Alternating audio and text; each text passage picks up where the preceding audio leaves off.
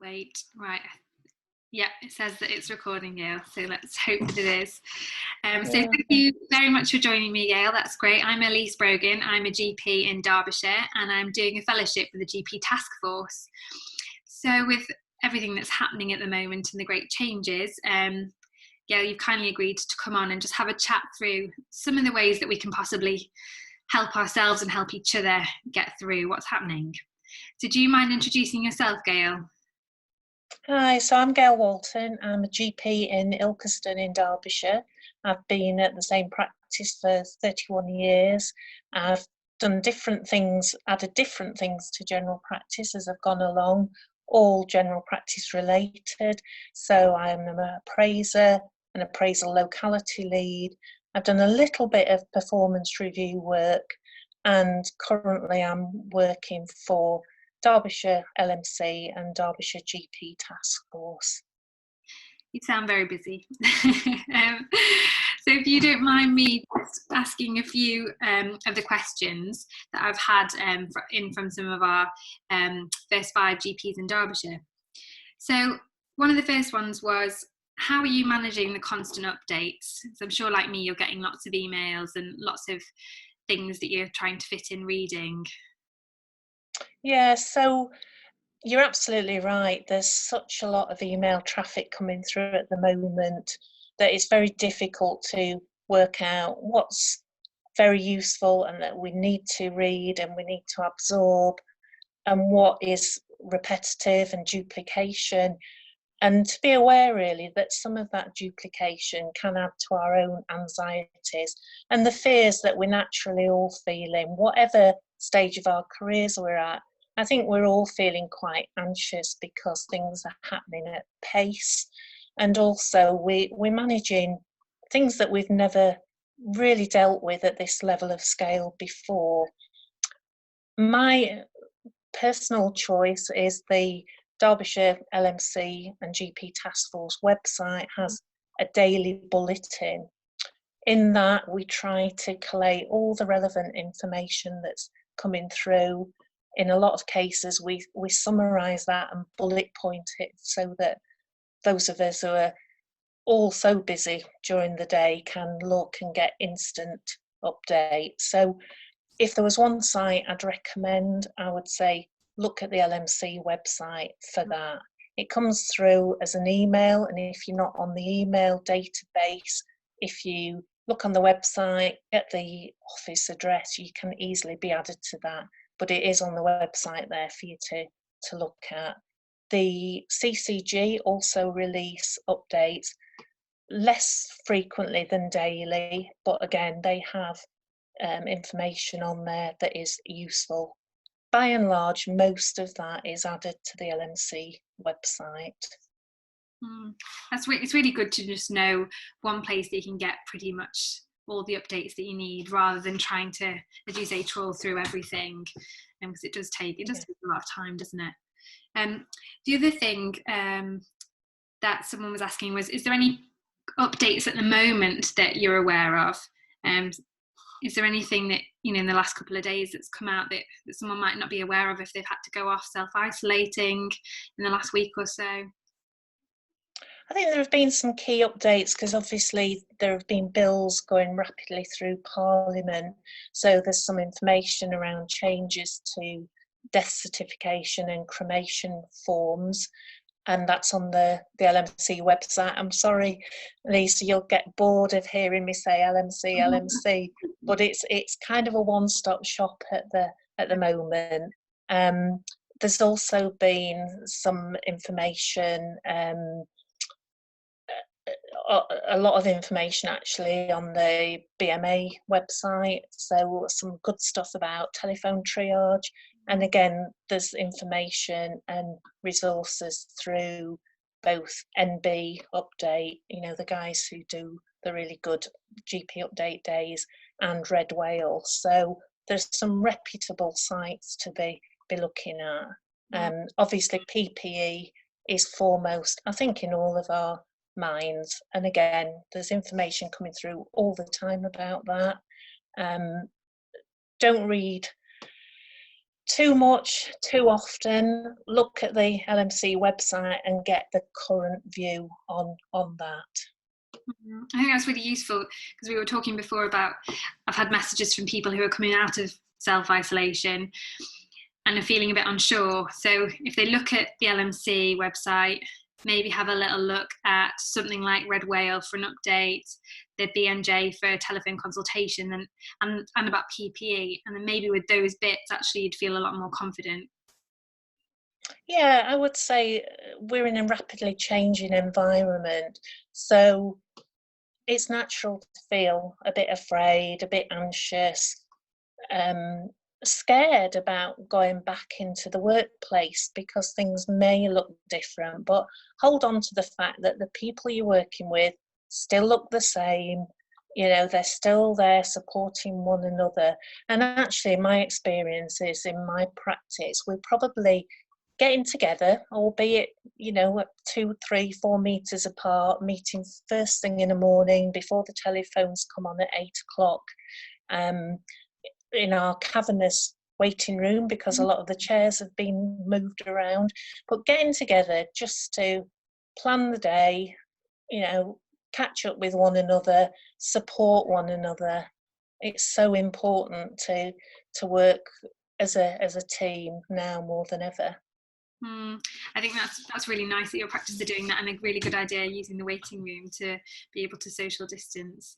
I think I'm finding that after clinics I'm often doing a little bit of debriefing, because sometimes you're on the telephone, we're doing mostly telephone things that you wouldn't maybe have managed like that, you know, if the pandemic wasn't going on. So yes, I think that's really good about using the support of each other. Yeah, I mean, I don't know about you, Elise, but I'm finding that although I often think, oh my goodness, I don't want a constant trail of people in and out of my room in a normal surgery. Now I'm actually feeling a bit lonely and a bit isolated because I'm on the phone all morning or all afternoon. So it does make you really reflect on what good consultation skills look like and what appropriate consultations are. I certainly think coming out of this, we'll realise that we can do a huge amount by telephone or by video consultation, and I think it will change how we use IT moving forward. But that bit of human contact sometimes is quite nice, isn't it? Yes, you completely agree. It's actually quite intense, isn't it, doing phone call after phone call and not seeing people. So completely agree. And the practice I'm in hadn't really done a lot of triaging. So what you've said there about it changing practice moving forward, I think really rings true for where I am at the minute. Yeah. Mm-hmm. Mm. So I think we've touched on a little bit of what I was going to ask you about. What would you say to GPs feeling anxious about the coming months?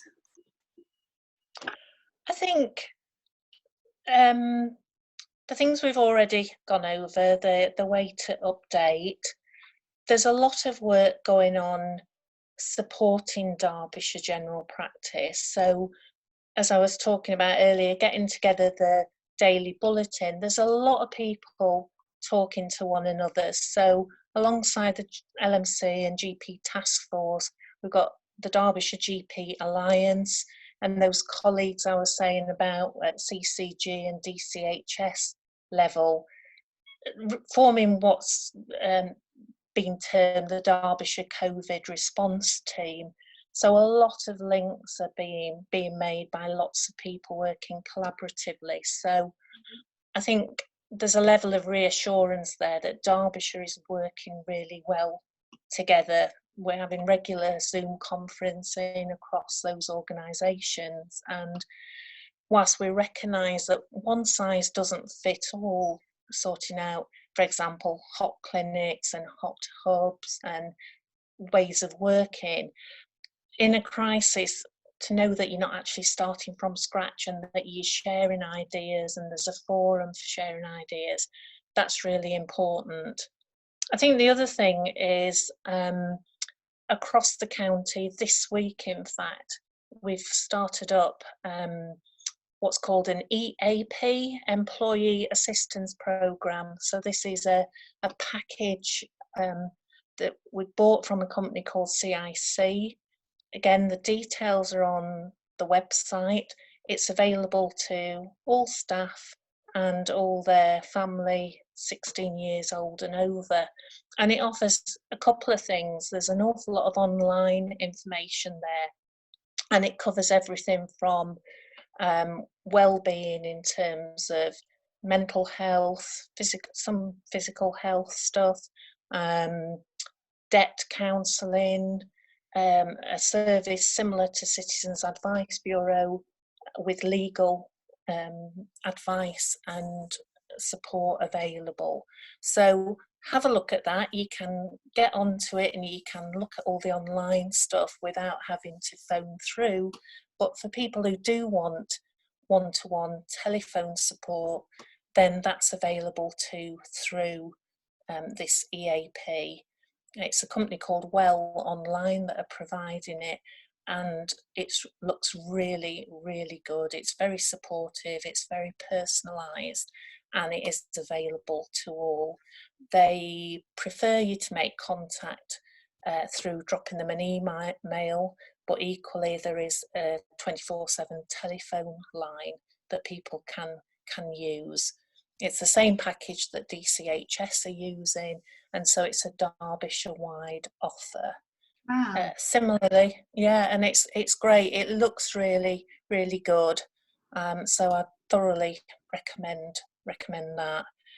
The other thing is there's an app called Thrive, and again, that's mental health wellbeing.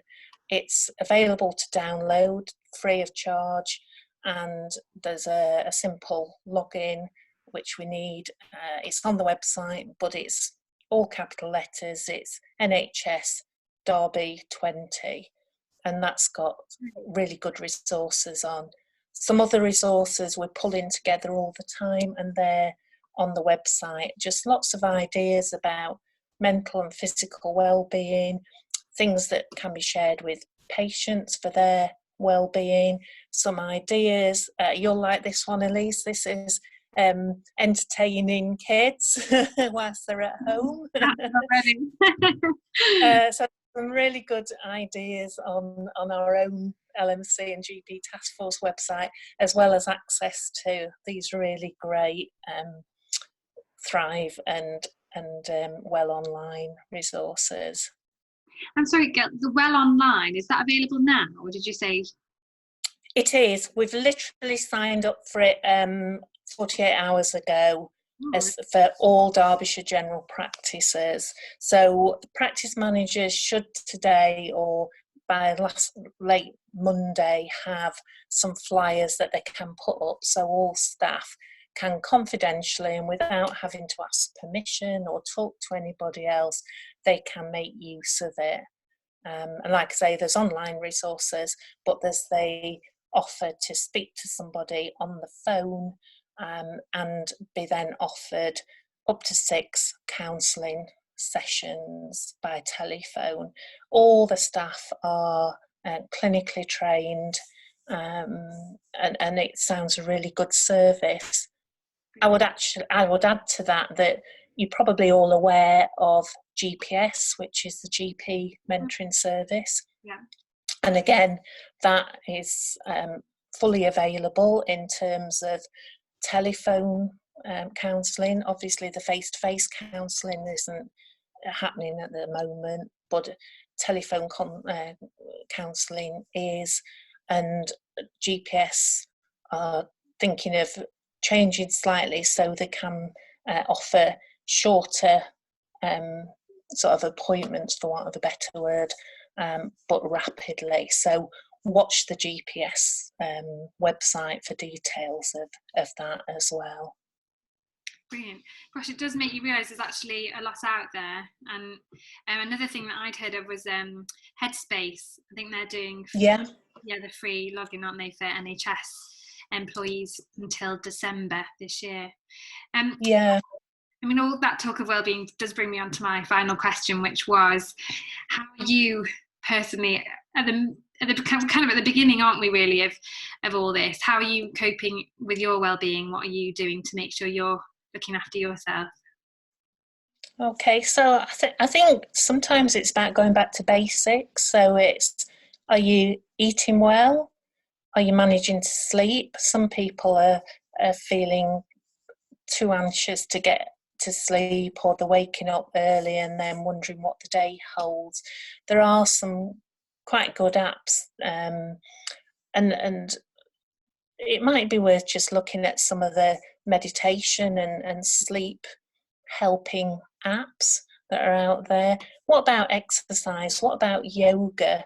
Or there's so many exercise things available free online. Joe Wicks is obviously doing his daily PE session.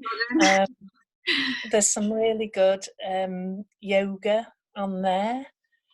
For some people, it'll be quite spiritual, and for those of faith, then there are resources online when churches or synagogues or mosques are able to meet together. So I'd say look for those. I think, as with general practice, faith communities are looking for how they can relate to one another differently through different media. So have a look for that. Exercise. I kind of want my friends and work colleagues to weigh themselves now and in 3 months and 6 months, because everybody's out walking dogs and running and cycling. So I'm really optimistic that hopefully we can up our exercise, get physically tired, get those endorphins going, and feel able to cope with the day job. Yeah, I think my friend's got 2 kids and she's done 2 runs this week.